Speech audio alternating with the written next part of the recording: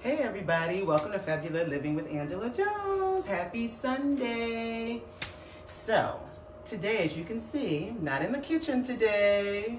I'm in another part of our home. I'm actually in our foyer. So today is all about how to style your console table. If you follow me on Instagram, you should be following me on Instagram at Fabuleux_living. And I did about maybe 3 months ago. Time is going by so fast. About 3 months ago, I did some tips for styling a coffee table. I think we actually posted on YouTube too, didn't we? Yeah, we did it on YouTube too. There's like, yes, Mom, we did it on both. So this is just another variation of actually styling your coffee table. Some of the same elements apply, so we're just going to do them here for the console table. I feel like no matter how big or small your space is, we have a very narrow, it's maybe about 3 feet wide hallway, and our door, you know, our entryway leads you right into this long hallway. So I figure no matter how big your space is, you should try to have some space where, you know, you have a chance to display some artwork and create a moment when people enter your home. Because when people enter your home, that is their first opportunity to get like a little taste of what's to come in the rest of your home. So it is great to have a styling moment right here in your entryway.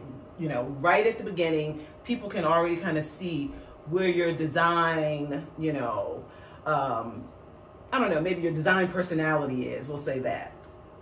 So for me, since most of our home, well, all of our home is black and white or cream or some variation of gray. My son's rolling his eyes on his head.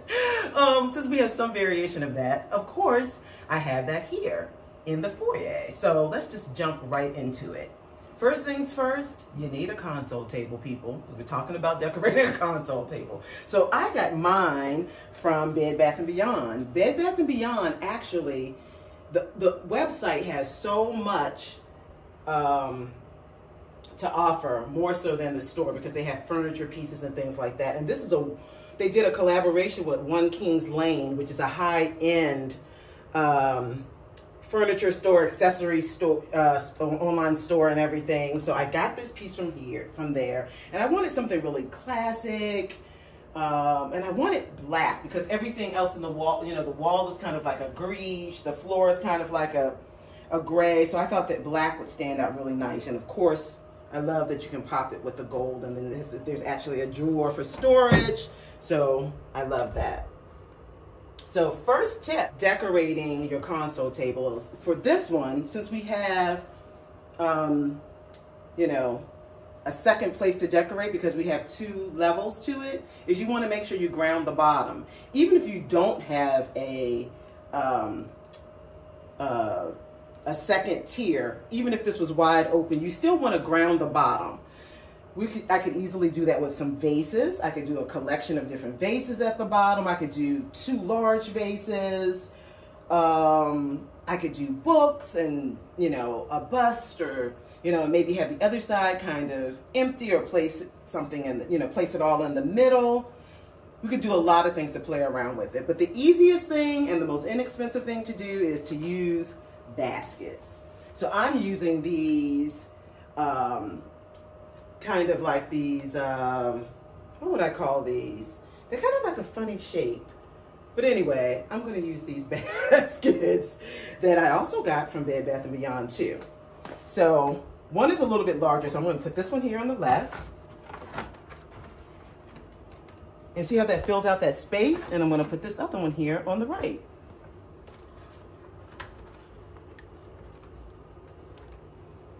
And then we have, the bottom is grounded. Already, that already makes a statement right there. We don't need anything else added to it. That's all we need. And if you happen to have a home that's like a no-shoe home, this is a great place for, you know, shoes to land in the wintertime. You can easily put your mittens, your gloves, your scarves right there. If you have, especially if you have kids, you know, they know when before they leave the home, hey, all their, you know, accessories and belongings are right there.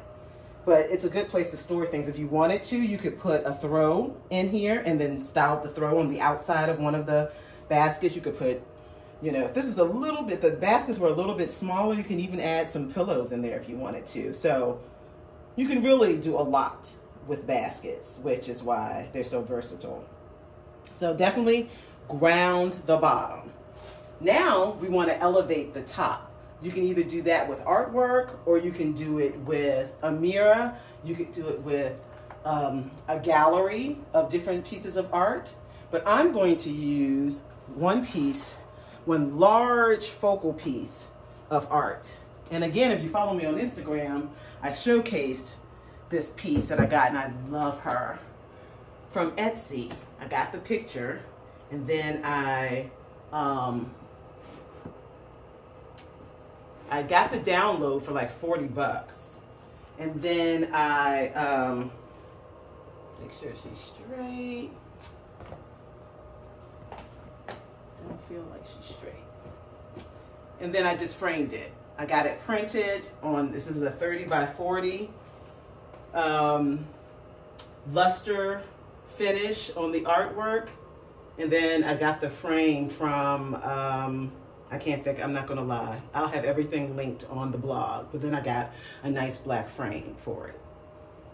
And see, just then, if we just take a step back and look at everything, just that alone, it anchors the console table just by having something at the bottom and then having a large piece of artwork. And as I said, you can easily do a mirror. You could do some gallery art. You could lean this if you didn't want to hang it. You could lean it if you wanted to against your console table. I like to layer art sometimes too. You could have this piece hanging, and then you could lean a smaller piece right here, you know, like right in the corner, or yeah, right to the side on either one of the corners. You could just lean a piece of smaller art there. So, but it's anchored. That anchors our console table. Yay. Then, now, let's get into the fun stuff. Let's decorate the surface. So we're going to start, again, much like the coffee table, we want to have things of varying heights. Because if you have a lot of small things up here, it's just going to clutter everything. It's going to look cluttered. We don't want cluttered, people. We want it to look styled. So first we're going to start off with a lamp. Now let me just go into a quick thing about symmetry. If I wanted it to be symmetrical, obviously I could have gotten another lamp and had 2 lamps here. But I knew I was going to have some other taller pieces over here on the end, so I just opted to do 1 lamp. But if this feels off balance to you, you know, you feel like, ooh, you more matchy, you could definitely do 2 lamps and that would be fine, because for symmetry's purposes, that would be great. But I just opted to do 1 lamp because, as you'll see, I'm going to have some taller pieces here at the end. So what we're going to do is, I don't have an outlet on this side of my wall. It's so weird. The outlet's way over here on the opposite side. So what I did was I got some from Home Depot, some puck lights. And they're self-adhesive lights, which are great. And I'm just going to place it right on top of where I would place the light bulb, so that I can have some light in my foyer. So let's make sure this is on straight. And then I just have the cord hidden in the back. No one's going to know that that's a light, that it's not a light switch there, because I go right in, just like I would to turn on the lamp. And it's there. They also have these in remote control too. But I just said, I would have to go in here anyway to turn on the light switch, so it's fine. But yeah, so that's a good option if you're in a space where you want to place a lamp someplace, but you don't have an outlet. Puck lights are great, and they're battery operated. I got 3 in a pack for like 10 bucks from Home Depot. So we have the one side anchored here. And now let's go ahead and let's anchor that other side so you can see what I was talking about as far as having some symmetry.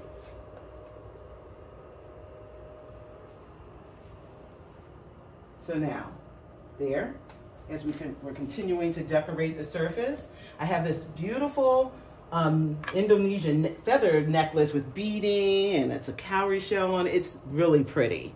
So I decided I was going to add her to the other end. So see, we kind of have a little bit of balance here as far as the larger pieces. And another thing that I do sometimes too is in the winter time, I had a vase with a lot of tall branches in it too. So that helps to add some more height to things too. Just like the coffee table, I play with this area a lot too. And that's the beauty of it. Maybe you can't decorate your entire home. Who can? But you can just decide to have little moments, and you can redecorate things and repurpose things and edit and make it yours. So we have that, and then I have this beautiful beaded bracelet from Cameroon. So we're going to add that right here. And then it adds a little pop of color to mix it up with all of my black and white everywhere.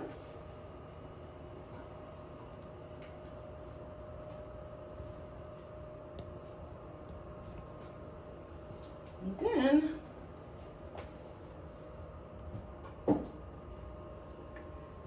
you know, me and the same thing with the coffee table books. Gotta, you know, with the coffee table, gotta have some books, because books also add some height too, which is nice. So we have two big coffee table books there for some height. And I'm going to add my beautiful African bust here, right out there to the side. I'm going to add a candle and a snuffer. Only thing about all this black is it gets so dusty. So we have that there to the side.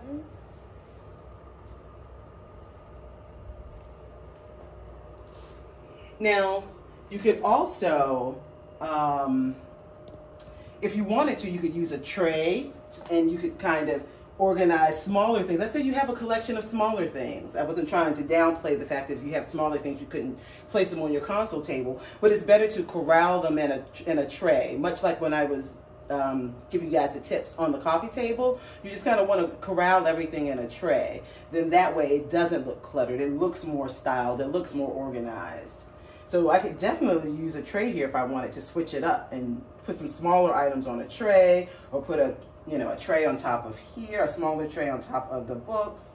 There's so many different things you can do to play around with to give you, you know, a variety of different looks just to switch it up. And then next, you just kind of want to add the little details. And to me, those little fine details are like something green, something fresh. You know how I feel about flowers. And then that adds another color, especially when you have a lot of things that are kind of neutral. You know, I have black, white, and then just adding another pop of color against that red that looks so pretty there. So I just took a grocery store orchid that I got from Trader Joe's for 12 bucks. I took it out of the, it's a ceramic container. I used my own. I love this. I just got this from H&M. Again, I'm going to link everything on the blog. And then I just added some moss that I just got from Amazon, some fake moss. It's mixed in with some real moss. And I just added some to the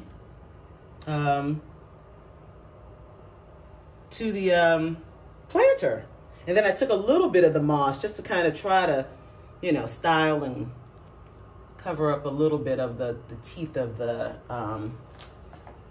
little things that are the clamps that are holding the sticks in or whatever.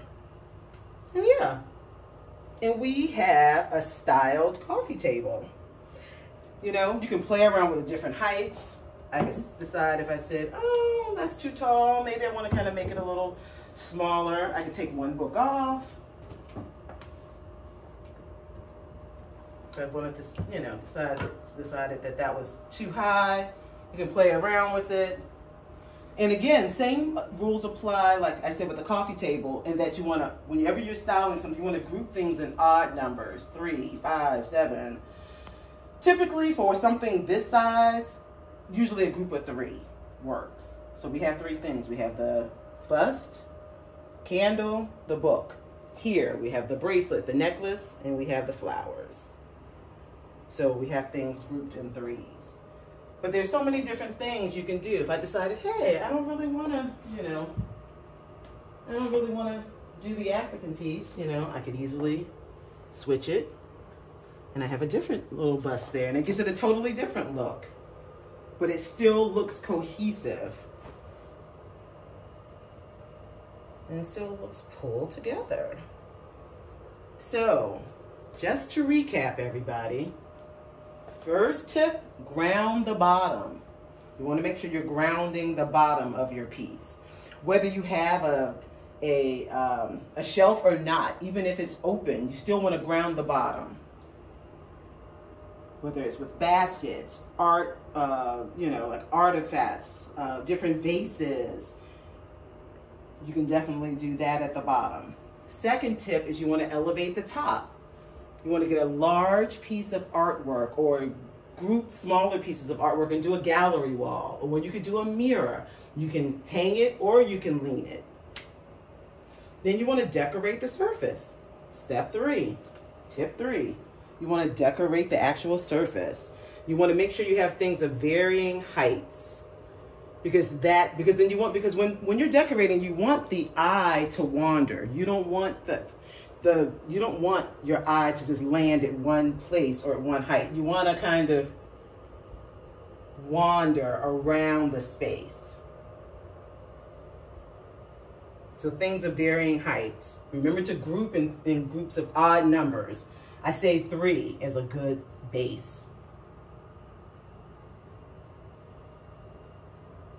And then finally, you want to add the details, whatever those little things are. The snuffer to go with the candle, flowers, greenery, a plant, some branches. You want to have just the other little pieces that could give it some oomph. And I may even, you know, add like I was thinking about adding like some African beads or something here to put around the base of this bust here and just kind of have them hanging there. So that's something that I still may do. Like I said, it's still a work in progress, but I felt like it was far enough along that I could share it with you guys. And one other, probably another final piece that I'm going to do is I'm probably going to get like a battery operated gallery light to put over the art, so that will be another element of light, since I don't have a lot of light in here. And then that'll also highlight the piece of art, and it's yet another accessory and another little detail to have. And guys, that's it for today. Short and sweet. I hope this gave you some ideas of some things that you can do in your own home. You want to create that wow moment as soon as you walk in the door, as soon as your guests walk in your home. You want to be able to, you want them to walk in the door and say, aha, I see, I'm getting a little, you know, foretaste of what's to come as I go and, you know, as I, you know, explore further into the person's home. So hopefully this gave you some really good tips that you can use to create that impactful moment as soon as guests enter your home. Thank you for watching. Please, please, please, if you like the content, please remember to share it with your friends, subscribe to the show, subscribe to the blog, fabulousliving.com. Follow me on Instagram at fabuleux_living, Pinterest, same name. Have a wonderful week, everybody. Blessings.